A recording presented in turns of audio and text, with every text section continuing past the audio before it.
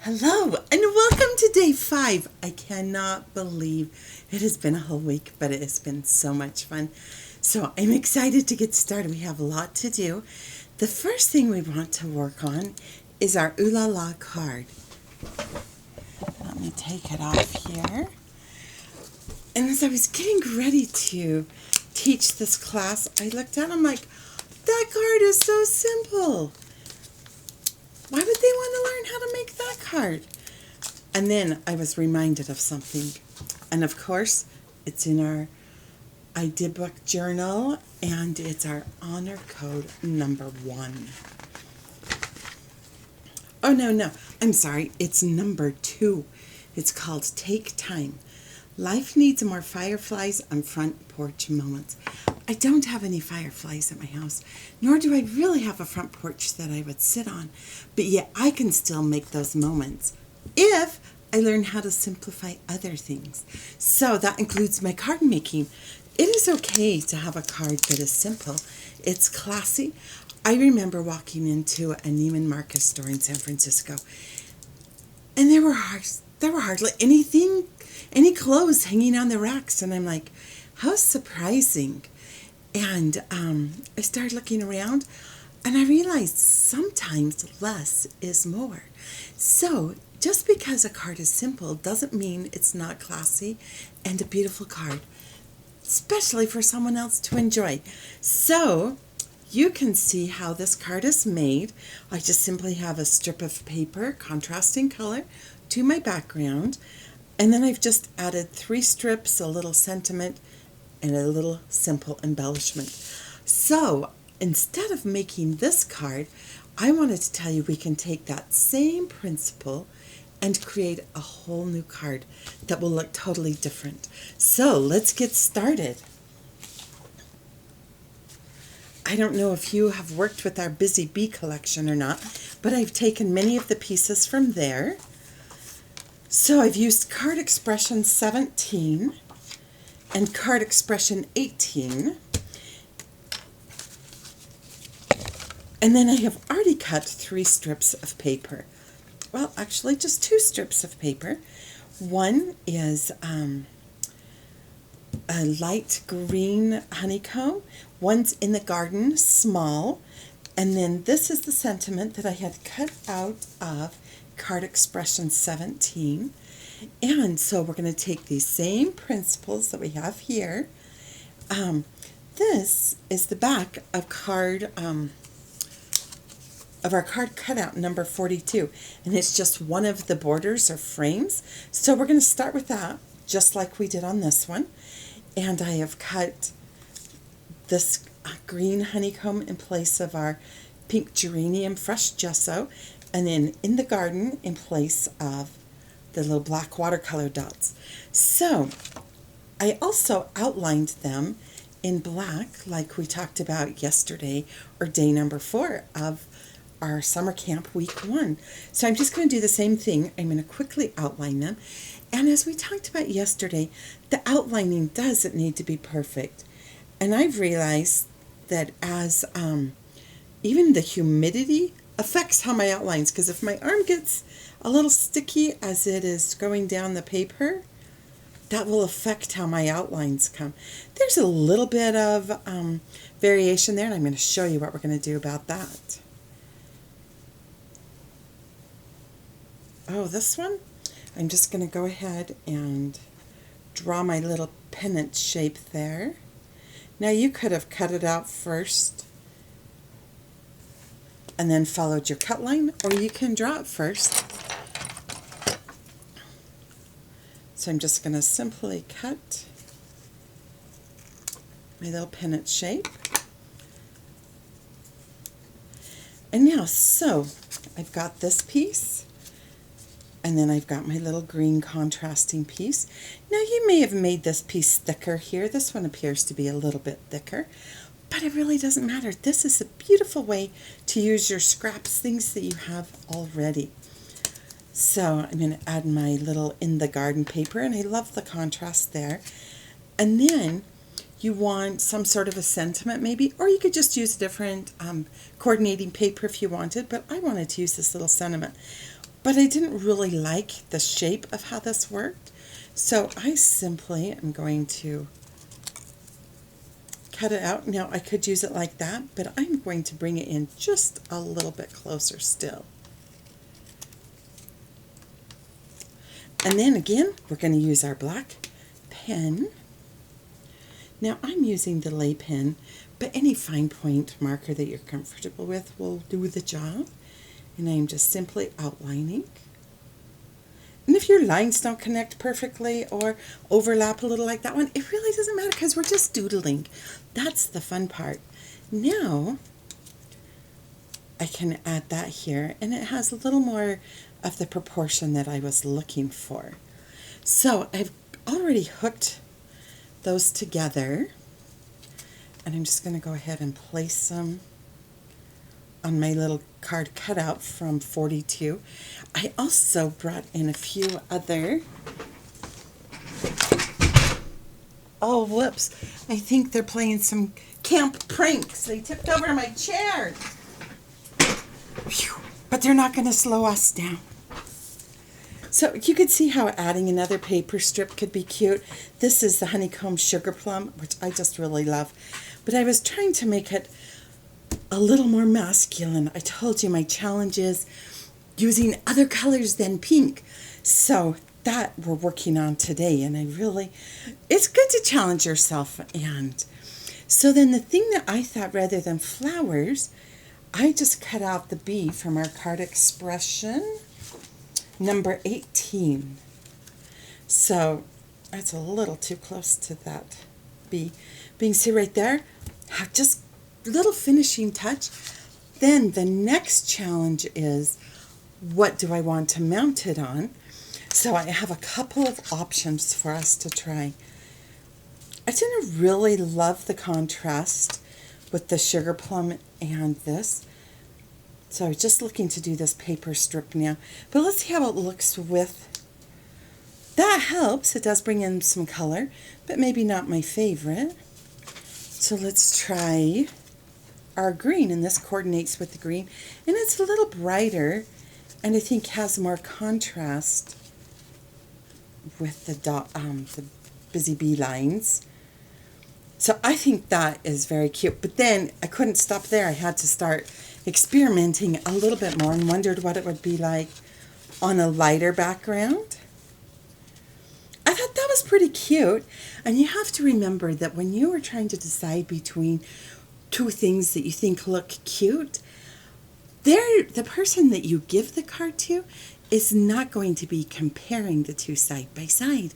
So they will be tickled with anything that you give them. So I think that was pretty cute, but I thought, okay, let's try the sugar plum. I think the sugar plum has more of a contrast with this one, and I thought that looked cute as well. And then I thought, I love everything on newsprint, so I thought we should try the newsprint. And I thought that was pretty cute, but I decided I probably liked my darker color first. But then, you know, as things happen, you start playing around a little bit. And I thought it was cute with them on an angle as well, and not just a straight strip. So another thing you can think about. So we're just going to go ahead and go back to our busy bee lines. I liked the contrast that this had here, and I'm going to go ahead and just adhere this down quick so we can finish off our card.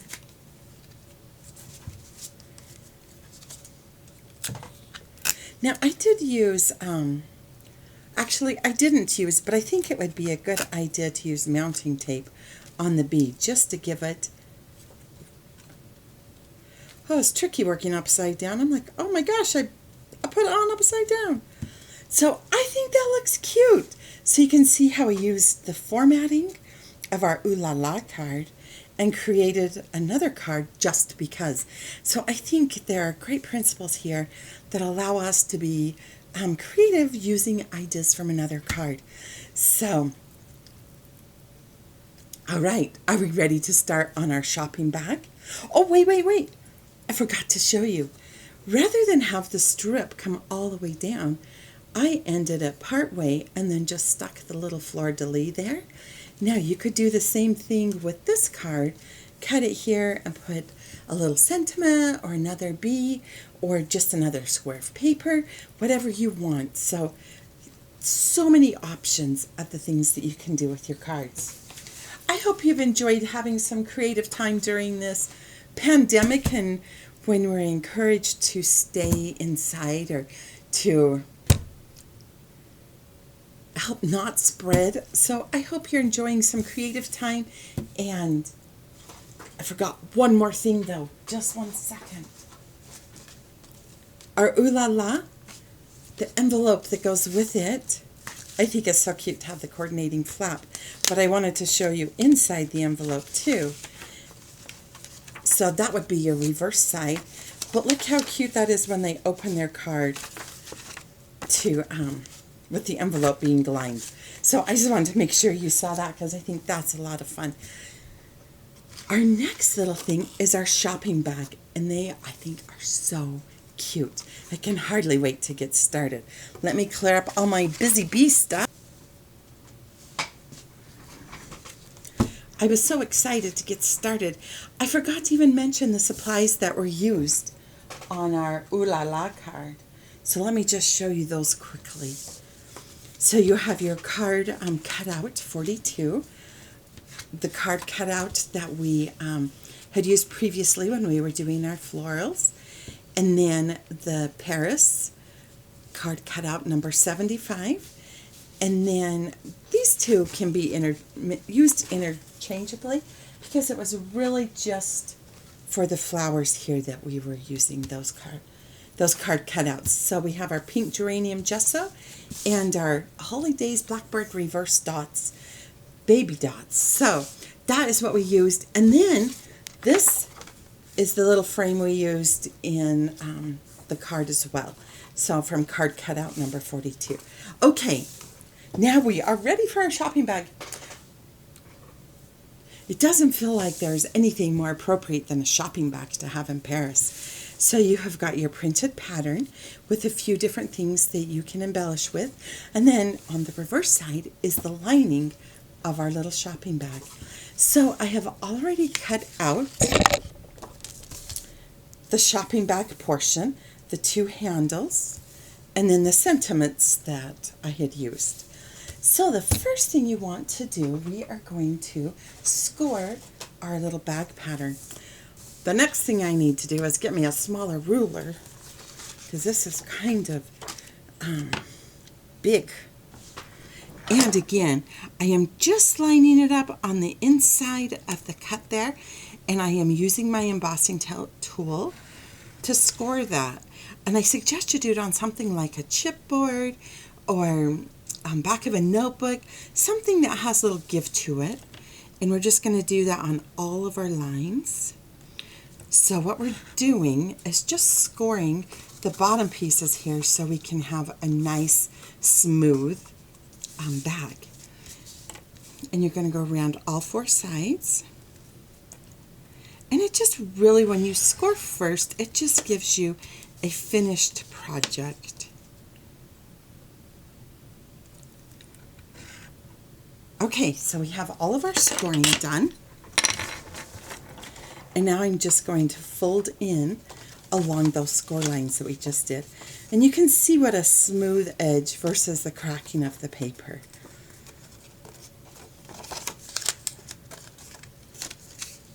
Okay, so I have all four scored lines folded in.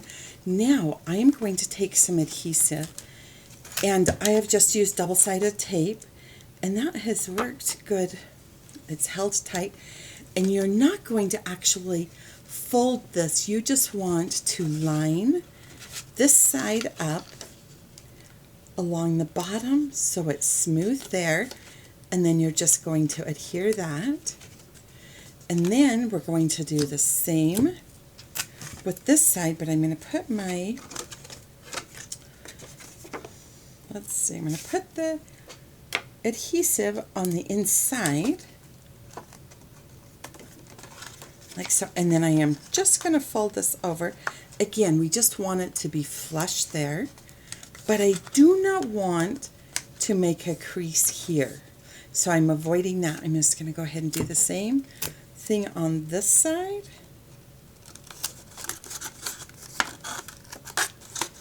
Just folding that in to align the bottom edges, because that's what gives us a really smooth finished piece at the bottom.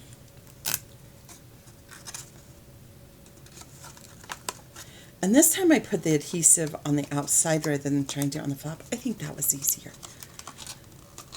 And again, I'm just going to fold this piece over, making it tight in the corner, but flush along the bottom.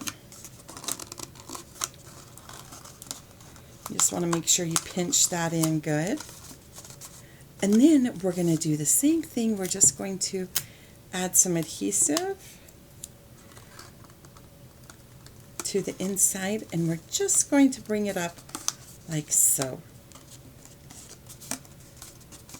Now, it might have been easier, but I forgot to add this adhesive before you had taped the bottom together. But this works just fine. And you're just keeping it all straight. So I've just adhered it there. And then this is the secret where it comes in and makes it look like that cute shopping bag. So you can see we have no creases or folded edges around the side. And now I am just going to pinch just the very top.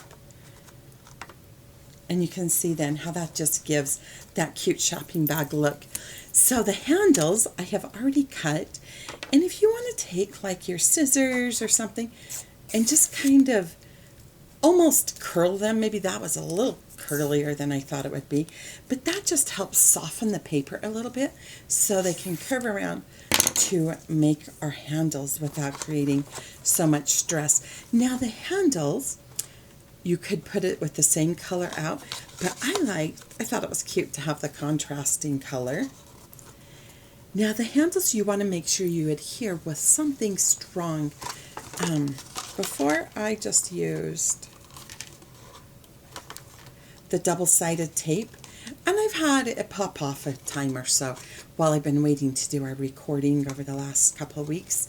So I would use something that is stronger. I'm just going to go ahead and use my double-sided tape, or maybe I'll use my glue dots. They're good, but you might consider more permanent adhesive, or if you have a hot glue you want to use, you could even staple them on.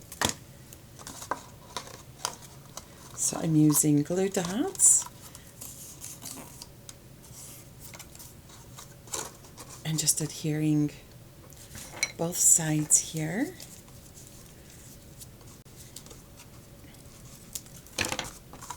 And I kind of want them to be equal distance apart. Maybe that's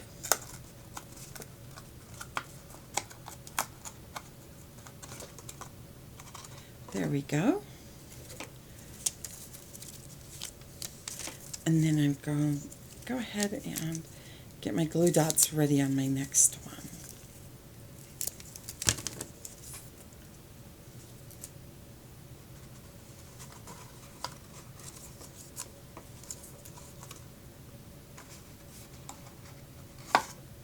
And you want to make sure that you get your adhesive to go along clear to the outside edge so you don't have that little gap.